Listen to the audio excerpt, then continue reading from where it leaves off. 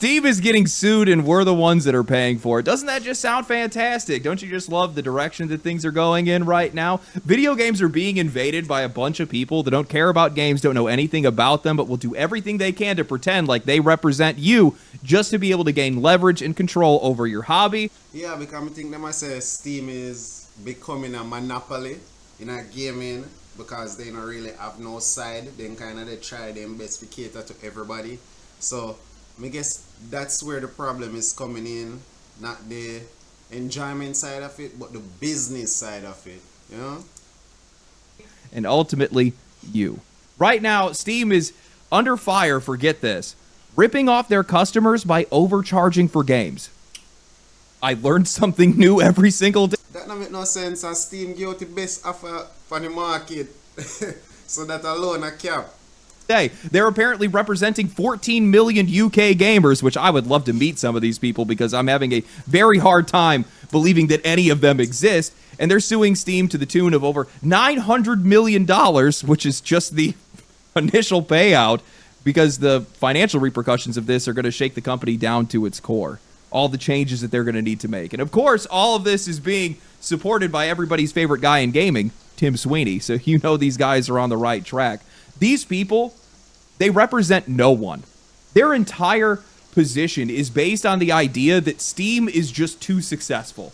They're too good. They're too good at what they do. They have too many customers. They make too much money. They don't spend enough of that money wasting it on a bunch of people that they don't need. The company is far too efficient. Essentially, this company is suffering from success.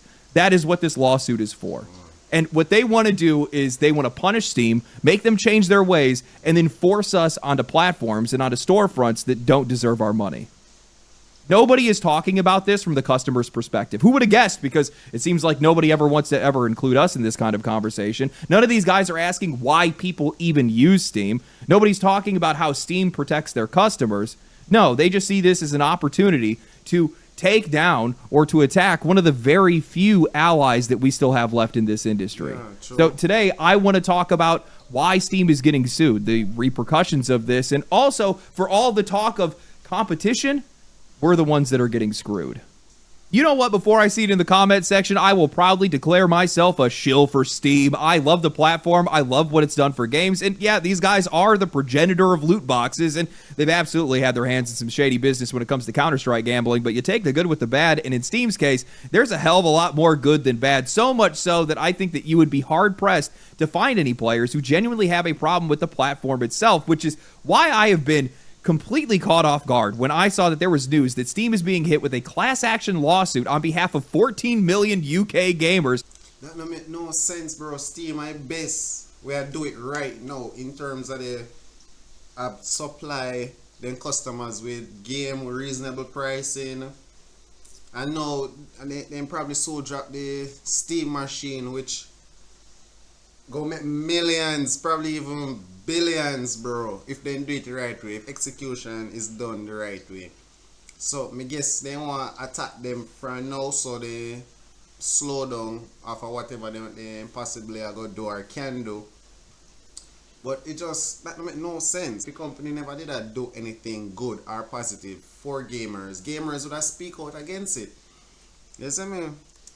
Claiming that Valve is abusing their market dominance to make players pay too much for games. That claim alone does not make any sense to me because, well, the most common complaint that I see isn't higher prices. It's people drowning in backlogs because of how affordable they make games, especially indie games, after a lot of these endless sales. The lawsuit is being pushed under a campaign called Steam You Owe Us. I'm not exactly sure who us is supposed to be in this conversation, but sure. But the case is being led by Vicky Shotbolt, a self-described advocate for children's digital rights. And oh, wouldn't you know it, she was also a key player and on the executive board behind the UK's Online Safety Act, the same legislation that gutted online privacy and freedom of expression. Guys, you know what? Between this and games getting censored thanks to Collective Shout, we are absolutely at war with Karens right now.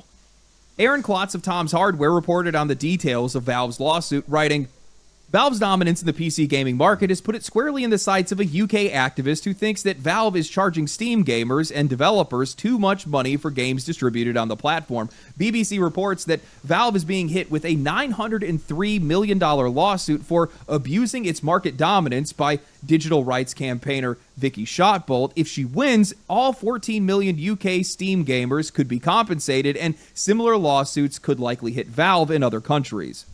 The lawsuit instigated by Shotbolt claims that Valve is prohibiting games sold on its Steam platform from being sold on other distribution platforms that might charge less for the same games. Valve is also being charged with allegedly imposing anti-steering provisions based on its in-game purchasing model, where PC game add-ons, or DLC, only work through Steam if the base game was purchased through Steam.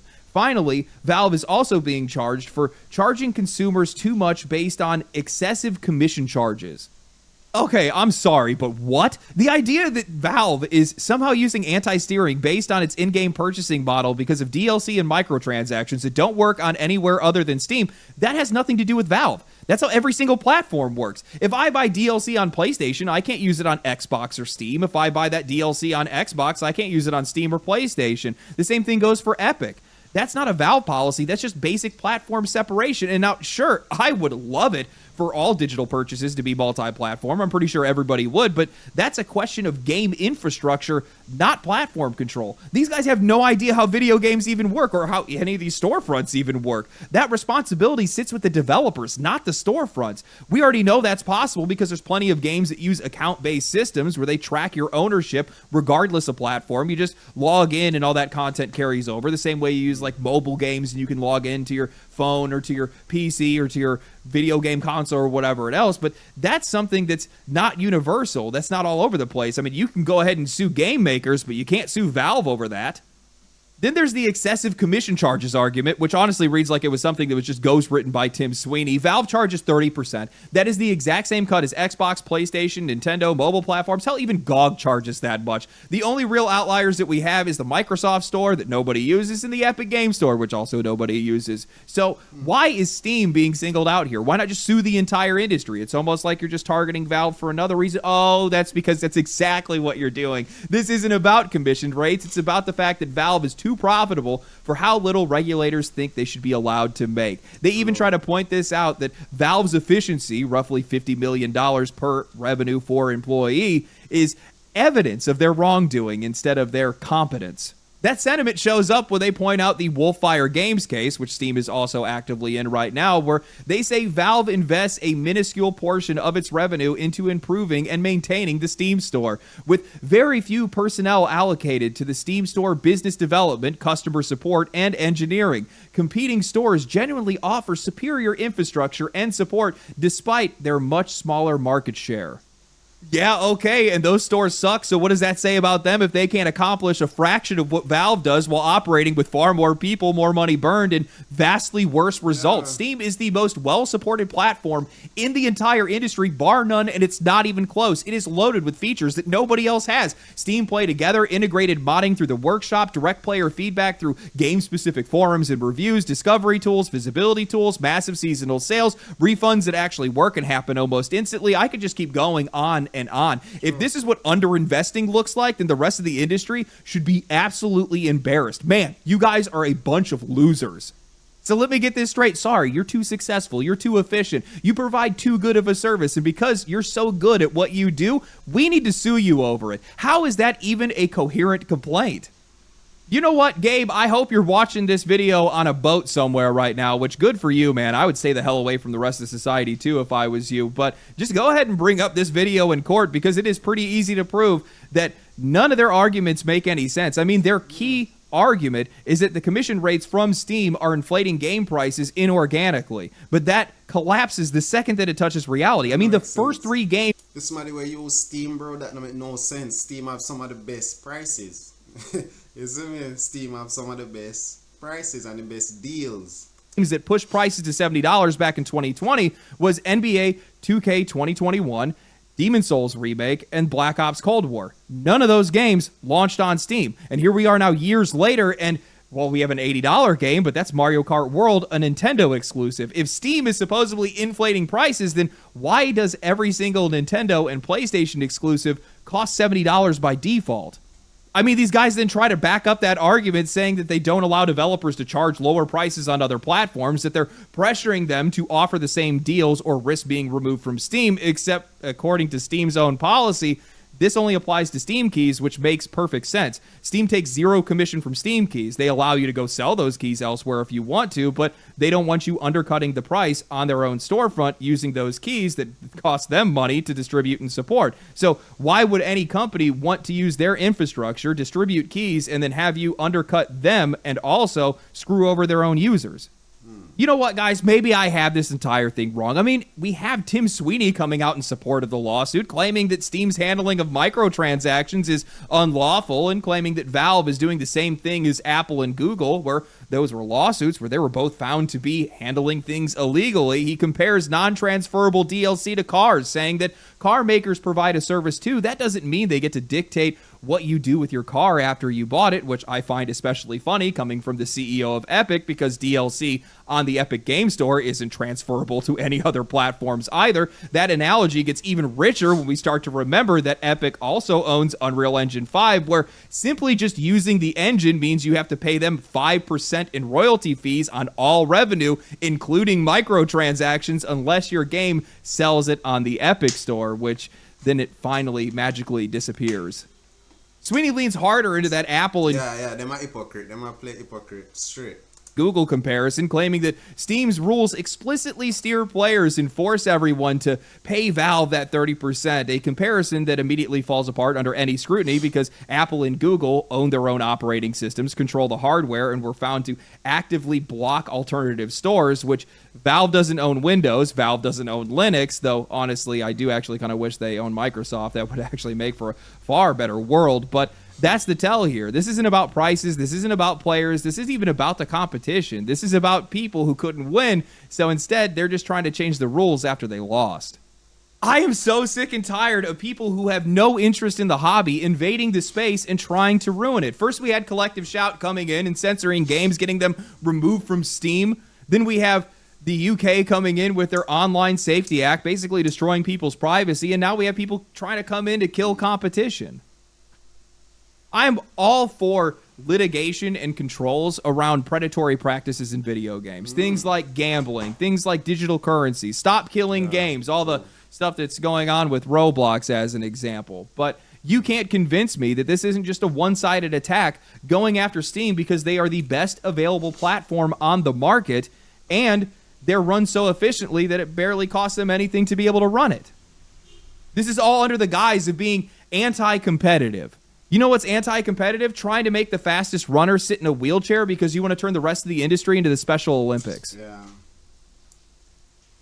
The other platforms just simply aren't good enough. Steam is just in a class of its own. We are the kingmaker. We are the one that chose them. Did these guys ever think to take the time to just ask people whether or not they even wanted to try to use other platforms or try to use other storefronts?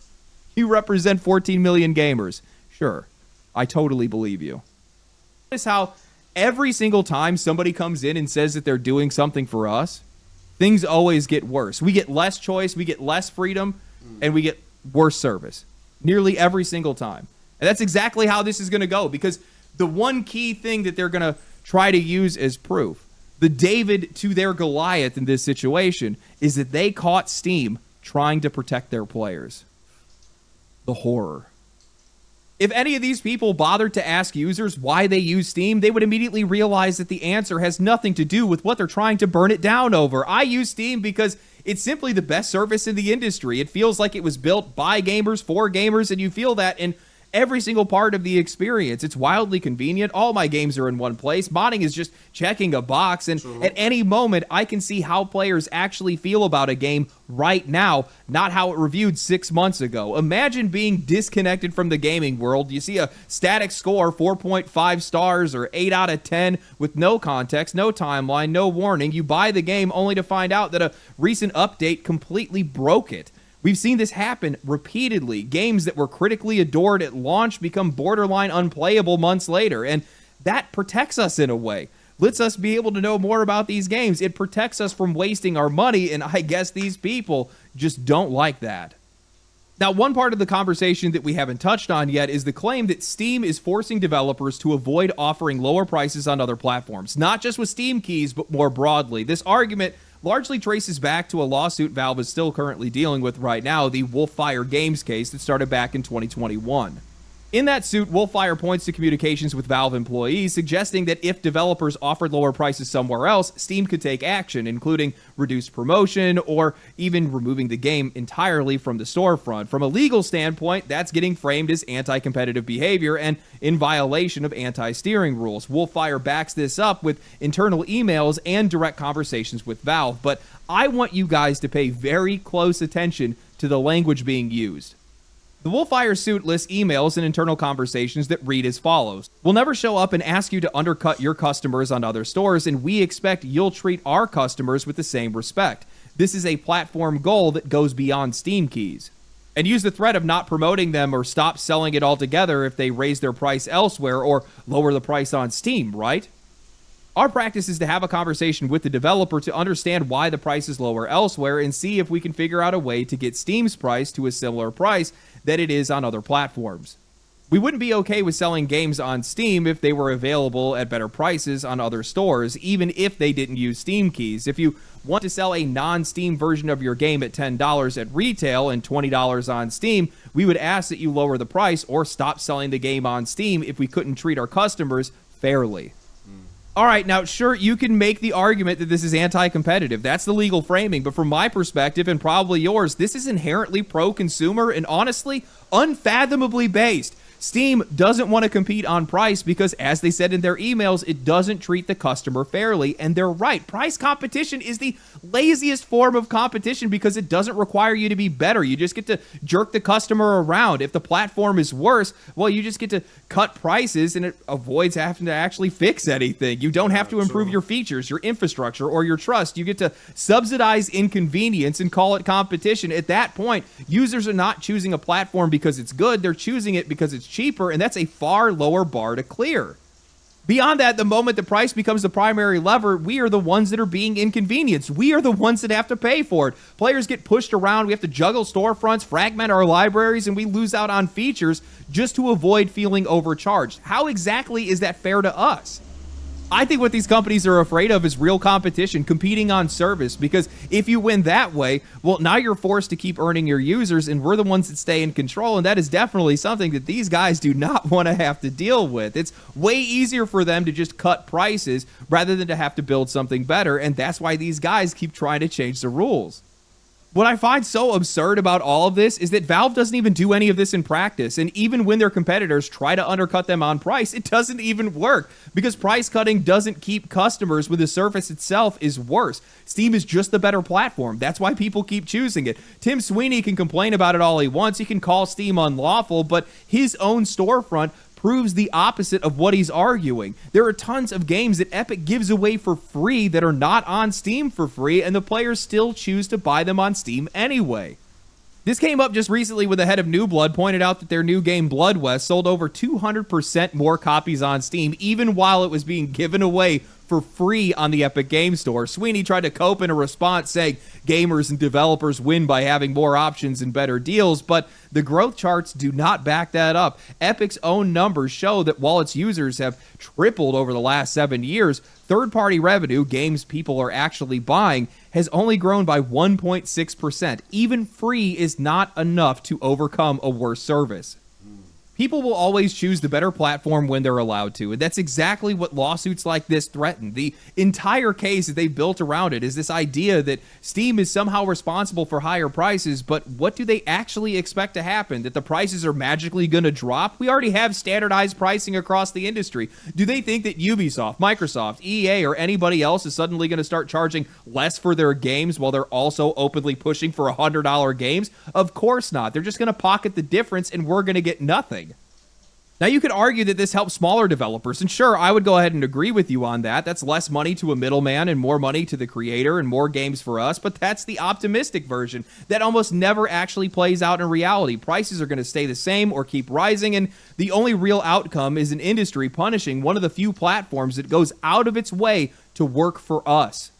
And that's exactly what Steam does. Yes, they've been litigated into changing some of their behavior over the years, but compared to the rest of the industry, they have consistently taken the high road almost every single time. Steam is the only major platform with a no questions asked refund policy. They force developers to honor their deadlines on season passes and DLC so their customers don't get rug pulled. They offer family sharing so you're not rebuying the same game 5 times for a single household. They banned in-game ads while everybody else was rushing to go and patent different ways to inject them into video games. And they banned crypto and blockchain games outright because they knew it would. And those are some good moves. You see me? Shit like this make me rather use Steam, bro, because that it just makes sense. Ooh, no one wants ads inside of games. Worse if them pay for. Not even free to play game who wants see ads in. And if ads go in, it have to be ads where I advertise what's inside that specific game. It can't be you advertise one next game over there. So no, I don't want to see that. Put their customers at risk. None of this is accidental. None of it's universal. Epic Store doesn't protect any of their users from this. They openly criticize Valve for doing so. Epic went all in on crypto. They have no problem with ads. Their refund policy can take days, and that's assuming that it ever actually gets approved at all. And more recently, Tim Sweeney has argued that players don't even need to know whether or not a game used generative AI, something that Steam explicitly discloses to their users by default. From where I'm standing, Steam builds rules to protect their players, and everybody else is just complaining that those rules are getting in the way of making money.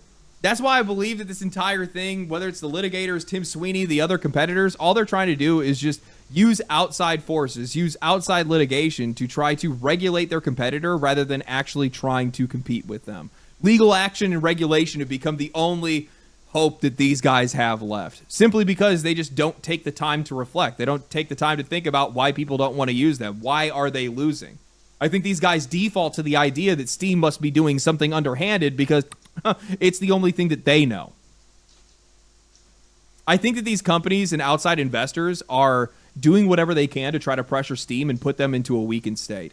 Not only because it gives them an opportunity to hopefully steal some of their customers, but also I think it's because they're hoping that it might make Valve loosen their grip on how they protect their players. And also just the quality of service that the platform has by itself. If they make less money, then that means that there's less money that goes into the platform, and then also maybe they might, I don't know, let ads through. They might let crypto through or something else. The reason they want that, and that's the route that they're trying to go, is because their games are also on Steam. They can't be doing shady stuff on their platform, but just not do it on Steam. They need everybody else to jump at the same time, and I think that's what these guys are trying to go for. I don't know, man. If Steam loses this, it's going to hurt. It's going to hurt really bad. And it's not just the initial $900 million that they have to pay out. It's going to be the subsequent changes that they're actually going to have to make to Steam to their own commissions, which is going to have long-lasting effects to how much money the company can make. Also, at the same time, it goes into the position of them getting basically sued pretty much across the world, because when you see a class action lawsuit out in one area, you're going to see it in other countries. So these guys are already under a lot of legal pressure from a lot of different places right now, and this is just going to add on top of it. So who knows how much something like this could cost them. And we're not going to see anything from it. We're not going to get any benefit from it. What do you, like, no. No universe is that ever going to happen. The only thing that's going to end up happening, it's just going to be the exact same thing that we saw with digital games. Where, we're not making this anymore, so you're going to get savings because of that. That never happened. Same thing goes for AI. It's going to cut costs. None of those savings are ever going to be handed down to the customer. Those guys are just going to pocket all of that stuff. It's always going to be the same. Either prices are going to go up or they're going to stay the same. Believing otherwise, simply naive. Also, the other thing that I'm going to say, and I need to take more time to think about this, but there's also something really gross about having a government wanting to come in and telling Valve how much money they can make, how much commission they're allowed to charge for, especially when you're not talking about any of the other companies in the industry. Seeing as that 30% is not something that is just foreign and it's only Valve that's doing it. No, it's every single company that's doing it. So if you're just focused on Valve, and saying that these guys are too profitable. They're just too damn good at what they do that you need to nerf them specifically. I don't see, one, how that's competitively fair, and two, how you have the right to do that. I don't like that. Yeah, they're super unfair, bro.